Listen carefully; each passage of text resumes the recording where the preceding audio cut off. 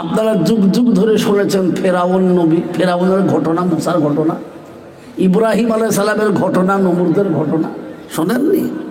সংক্ষেপে টুকটুক করে বলে একটা করে তাহলে বুঝলেন কি? ফেরাউনকে আল্লাহ বাদশাহী দান করেছিলেন, বিরাট বাদশাহ হয়েছে। বাদশাহ হওয়ার পরে যাকে আঙুলটা নড়াই সবাই মেনে নেয়। ও ভাবলো তাহলে সবাই যখন আমার কথাতে উঠছে বসছে, তাহলে একবার টেস্ট করে দেখি এদেরকে। কি টেস্ট? বলছে বলো তোমাদেরকে দেখভাল করে কে? সবাই বলছে হুজুর আপনি। বলে তোমাদেরকে খেতে দেয় কে? বলে হুজুর আপনি। তাহলে বলো তোমাদেরকে এখনো বাঁচিয়ে রেখেছে কে? বলে আপনি। তাই তো? বলে হ্যাঁ। তাহলে আনা রাব্বুকুমুল আলা, আমি তোমাদের বড় খোদা। তোমরা কি বলছো? সবাই বললো জি হ্যাঁ জি হ্যাঁ জি হ্যাঁ জি হ্যাঁ। যেমন জি হ্যাঁ বলেছে, আল্লাহ বলছেন তুই এতদিন নিজকে খোদা বলিসনি, তোকে আমি বাড়িয়েছি, বড় করেছি, আরো কত করেছি। এখন যখন তুই সবের অহংকারে পড়ে আনা শব্দ ব্যবহার করলি, তো শুনে নে আমি কেমন আল্লাহ। এবার তোকে বিখ্যাত খাওয়াবো খানা। কেন তুই আনা বললি? সঙ্গে সঙ্গে বাবাজি গণক ঠাকুররা এসে বলছে কি, কখন ওই কথা বলে রাত্রিতে শুয়েছে, ঘুম ভেঙে গেল বাবারে মারে করে। কেন? বলে আমি স্বপ্নে দেখছি আমার ঘরে বনি ইসরাইল থেকে আগুন এসে ঢুকছে।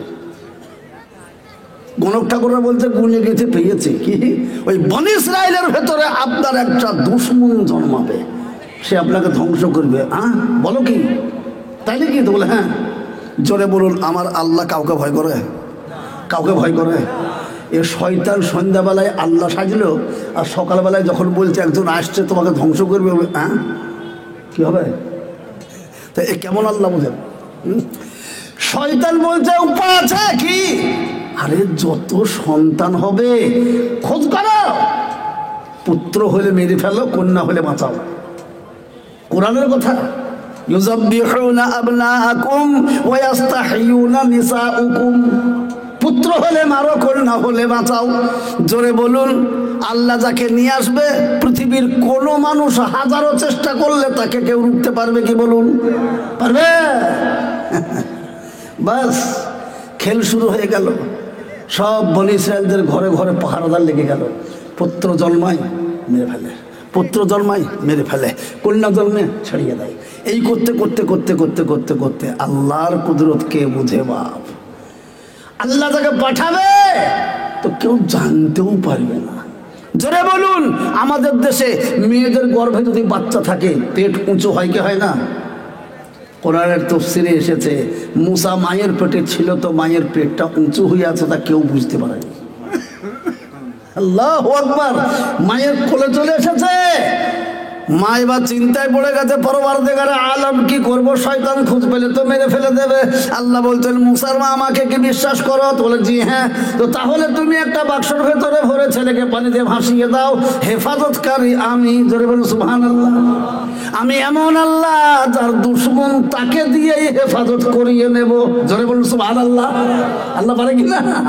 আপনারা শোনেননি নজরুল ইসলামের সেই গজল? কি গো, আল্লাহু আল্লাহু তুমি জাল্লা জালালাহু, শেষ করা তো যায় না গেয়ে তোমার গুণগান। শিশু মুসা নবীকে তুমি দুশ্মনেরই ডরে সিন্ধুকে পুরিয়া দিলে ভাষায় সাগরে। যেথায় ছিল প্রাণের ভয়, যেথায় ছিল প্রাণের ভয়, সেথায় পেল সে আশ্রয়। দুশ্মনেরই হাতে তাহার বাঁচাইলে প্রাণ, শেষ করা তো যায় না গেয়ে তোমার গুণগান। মুর্শিদাবাদ যাবেন, নবাব সিরাজদৌল্লা রাজপ্রাসাদ গঙ্গার ধারে নাকি? আগের যুগের বাদশাদের রাজপ্রাসাদ থাকতো গঙ্গার ধারে। এইবার পানিতে ভেসে চলে আসে ফেরাউন, ফেরাউনের বিবিকে নিয়ে, আসিয়াকে নিয়ে গঙ্গার ধার দিয়ে বেড়াতে চলেছে। বিবি আসিয়া বলছে বাদশাহামদার কি হলো? পানিতে কি ভাষায় কি ভাষায়? তাই নাকি? হ্যাঁ ওই তো, তাই তো, ধর ধর ধর ধর। ধরেছে, ডাঙায় তুলেছে, খুলে দেখছে একটা আকাশের চাঁদের মতো ছেলে হাত পা নাড়ছে। ফেরাউন তো মনে করে মুখে পাক দিয়ে খাড়া করে নিয়ে হট্ট হাসি, আমি আল্লাহ আর আমার চোখে ফাঁকি দিয়ে তুমি বেঁচে যাবা। কুদফাত শুরু করেছে। আমাদের দেশে একটা চলতি কথা আছে বাবা, কি যে বেটা যত বড়ই বাবু আপন আপন বিবির কাছে সব বেটা কাবু। কি বলেন? আপনারা জান ভরে আমার ওয়াজ শুনছেন, হুজুর ওয়াজ করছে শুনি। কি বলেন? আমি বাড়ি যাবো তো আমার মুখ নিচে দেরি হইল কেন? কোথায় এত দেরি হইলেন? কত কথা বা কি বলেন বিবির কাছে। আমি তাই প্রায় বলি 4 জায়গায় পীরও পীর নয়। ক জায়গায় বললাম? পীর মানে না মায়ে, পীর মানে না গাঁয়ে, পীর মানে না গরু, পীর মানে না গরু। মায়ের বেটা যত বড়ই পীর হোক, মা বলবে না পীরানে পীর মহিউসুন্নাহ আব্দুল কাদের জিলানী তুমি এসো বাপ, এ কথা বলবে কি? মায়ের যখন বলবে আব্দুল কাদের শুনে যা, মায়ের কাছে বেটা। গ্রামের ছেলে সে যত বড়ই পীর হোক আর দরবেশ হোক আর গস কুতুব হোক, কেউ এসে জিজ্ঞেস করবে রিয়াজতুল্লাহ কোথায়? ও ওই সিফাতের ছেলে, ওই পাড়ায় অমুকের বেটা। রাস্তায় গরু বাঁধা আছে, পীর দরবেশ গস কুতুব যেই তার পেছন দিয়ে যাক, তার লেজ নড়ছে নড়বে, কার ঘাড়ে পড়ছে গরু বুঝে না। কি বলেন? তেমনি বাড়িতে আছে মারাত্মক এক জন্তু বাপ, তার নাম বিবি জরু। কি যন্ত্র বাপ, সুবহানাল্লাহ। তো যেমন আছে ফেরাউন বলেছে আমার চোখে ফাঁকি দিয়ে বেঁচে যাবা, আর বিবি আছে বলে চুপ করুন না। কেন? আমাদের সন্তান আছে না? আপনি মরে যাওয়ার পরে এত সুন্দর রাজসিংহাসন অপরের ছেলে এসে বসবে, একে কোলে করে তুলে নিয়ে যদি ঘোষণা করে আমাদের ছেলে, আর একে যদি মানুষ করি তাহলে কত সুন্দর লাগবে বলুন তো। এক ট্যাবলেটেই ভেড়া চিত। ঠিক বলেছে। কোলে করে তুলে নিয়ে রাজপ্রাসাদে গিয়ে বলছে, কে আছো মহিলারা, তাড়াতাড়ি আমার সন্তানকে দুধ পান করাও। সুবহানাল্লাহ। সমস্ত মহিলারা চিন্তা করে নিল, যদি আমার দুধটা খাই তাহলে আমার ভাগ্য ফিরে গেল। লাইন দিয়েছে বাবা, সমস্ত মহিলারা এবার কোলে নেবে, এই যেমন কোলে নেবে, আর অমনি আল্লাহ বলছেন হ্যালো মুসা। তো বলে কি হলো? যত মহিলা কোলে নেক না কেন কাউরির স্তনে মুখ লাগাবি না। সুবহানাল্লাহ। এইবার মহিলা ডানে লাগাতো বামে মুখ ফেরায়, বামে লাগাতো ডানে মুখ ফেরায়। একদিন গেল, দুদিন গেল, তৃতীয় দিন শুরু হলো, ফেরাউন এসে গেল। কই আমার ছেলে দুধ খেয়েছে? মহিলারা বলছে এ কি বেয়াদব বেকায়দা ছেলে হুজুর। হাজারো মহিলা পার হয়ে গেল, কারোর স্তনে মুখ লাগালো না। তাই নাকি? বলে হ্যাঁ। ফেরাউন বলছে শোনো, ছেলে যদি মরে যায় এক মহিলাকে বাঁচাবো না। দেখেন কি বিপদে ফেলে চাল্লাও। এই সুযোগে বাবা মা যখন পানিতে ভাসিয়ে দেয়, ওই টাইমে মুসার বোন ছিল, তাকে গোয়েন্দা স্বরূপ পাঠিয়েছিল। ওই মেয়ে চলে গেছে সেই ফেরাউনের দরবারে, যে বলছে জাহাপনা আমার একটি মহিলা জানাশোনা আছে, সে একবার জাদুকরণীর মতো মেয়ে, তার কোলে যত কঠিন ছেলেই যাকে না কেন দুধ খেতে বাধ্য হবে। তুই এখনো দাঁড়িয়ে আছিস, তাড়াতাড়ি যা, ছেলেকে মরে যাবে রে। ছুটলো বাবা মায়ের কাছে, যে বলছে জননী সুবর্ণ সুযোগ এসে গেছে। মা গো বলে কেন? ভাই ফেরাউনের দরবারে পৌঁছে গেছে, ফেরাউন ভাইকে কোলে তুলে নিচ্ছেলে বলে ঘোষণা করেছে, দুধ পান করানোর চেষ্টা করছে। কিন্তু 3 দিন পার হয়ে গেল, ভাই এত কঠিন ভাই, হাজারো মহিলা পার হলো, কাউর স্তনে মুখ লাগাইলো না। আজ আমি সুযোগ বুঝে ফেরাউনের অনুমতি নিয়ে তোমাকে নিতে এসেছি, মা তাড়াতাড়ি চলো। কিন্তু তুমি যে যেন কেঁদে মেদে বলে ফেলো না আমার ছেলে তাহলে মেরে ফেলে দেবে। মা ঠিক আছে চল না।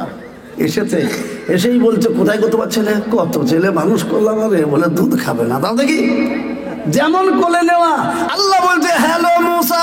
তো বলে কি হলো? এবার চালা, ওটা তোর মা, জান ভরে খা।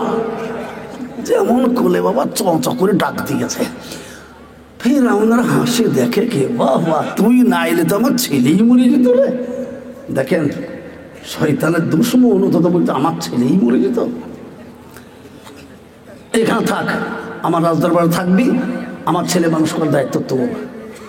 আল্লাহ বলছে হ্যালো মুসার মা, তোর কি হলো? ওই শয়তান কেমন বিপদে ফেলেছি, ওর সব শর্তে তো রাজি হবি নি, এখন তুই যা শর্ত লাগাবি ও রাজি হবে।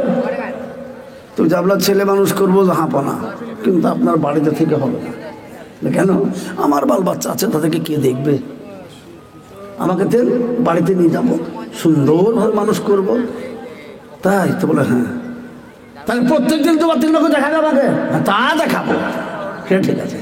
চলে গেল, ফিরে এলো। কি হলো? ফিরে এলো কেন? আমি গরিব মানুষ, আপনার ছেলে মানুষ করবো তো বিনা পয়সায়। আরে তার মানে এটা আজকে এলে এক গাদা দিয়ে দিল। আমার ছেলে তুই মানুষ করবি, তুই গরিব থাকবি, এই যে পয়সা। চলে গেল। দেখেন কুদরতের খেলা বাবা, যার ছেলে তারিরই কোলে, ফেরাউনের পয়সায় সংসার চলে। কাকে কুদরতের খেলা বলে? দেখেন মজা। সংক্ষেপে বলছি, হামাগুড়ি দিয়ে দেওয়া শিখেছে। ফেরাউনের মুখে বড় বড় দাড়ি ছিল বাপ, প্রত্যেকটা দাড়িতে মতির দানা পরানো ছিল। এত শৌখিন সেই শয়তান। একদিন সেই বাচ্চাকে স্টেজের উপরে বসিয়েছে, আর স্টেজে বসে এরকম সভাসদবর্গকে বলছে, বলো আমি তোমাদের কে? সবাই বলছে আপনি আমাদের খোদা। তাহলে আনা রব্বুকুমুল আলা, বলে জি হ্যাঁ, মারহাবা মারহাবা বলছে। আর ওই 6 মাসের ছেলে হামাগুড়ি দেওয়া, হামাগুড়ি দিয়ে আস্তে আস্তে এসে বাবা ফেরাউনের খপ করে দাড়ি চেপে ধরে পাই করে এক থাপ্পড় বসিয়ে দিয়েছে। তো সব না, এতটুকু ছেলে দাড়ি ধরে থাপ্পড় মেরেছে, এছাড়া আমার দুশ্মন কেউ নয়, একে এক্ষুনি শেষ করবো। দিবি আসিয়া ছুটতে ছুটতে সে বলছে, কি হলো কি হলো? দেখো দেখো এই খাত, কে আপনাকে বাদশা হতে বলেছিল? ছেলে মানুষ, ওর কি বুদ্ধি আছে? হ্যাঁ, ও আগুনকে পানি মনে করে হাত দিতে পারে? ওর কি বুদ্ধি আছে? তোর ছেলের একটা জায়গাতে লেখা আছে বা।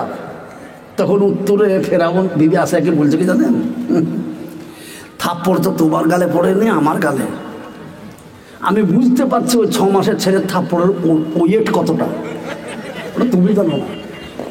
নবীর থাপ্পড় কি সামান্য থাপ্পড় হবে বাপ, বুঝেন? হ্যাঁ ঠিক আছে, তাই হবে, পরীক্ষা হবে।